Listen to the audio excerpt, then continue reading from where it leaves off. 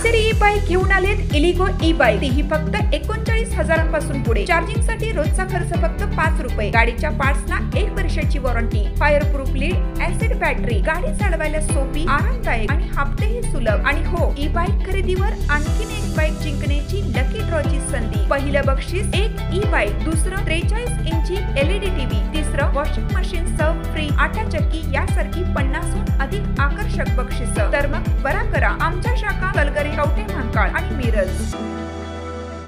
प्रत्येक बातमीतील घटनेच्या वास्तविकतेची तुलना थेट पाहत रहा सांगली अपडेट।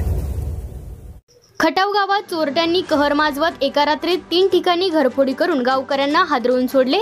गावातील मल्लाप्पा पारोजे, अक्काताई कुमटे आणि कुसुम हुक्किरे यांच्या घरात चोरटे मध्यरात्री शिरले आणि रोकड व सोन्याचे दागिने लंपास केले।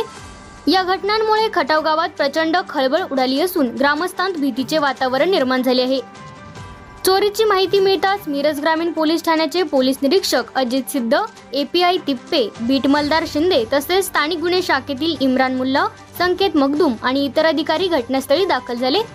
त्यांनी तिन्ही घरांची पाहणी करून पंचनामा केला। सदर घटना ही खटाव गावातील पहिलीच अशी मोठी मालिका घरफोड्यांची ठरली आहे। एका रात्रीत 3 ठिकाणी चोरी झाल्याने पोलीस प्रशासनासमोर नवे आव्हान उभे राहिले आहे। चोरट्यांचा माग काढून त्यांना गजाआड करण्यासाठी पोलिसांची चांगलीच धावपळ सुरू झाली आहे। गावकऱ्यांच्या सुरक्षेच्या दृष्टीने येत्या 4-5 दिवसात सर्व चौकात CCTV कॅमेरे बसवले जातील असे आश्वासन सरपंच रावसाहेब बेडगे यांनी दिले आहे। गावात झालेल्या सलग चोरीनंतर आता ग्रामस्थ सतर्क झाले आहेत। रात्रीच्या वेळी पहारा ठेवण्याबरोबरच पोलिसांनी चोरट्यांना गजाआड करण्यासाठी झटपट कारवाई करावी अशी मागणीही होत आहे।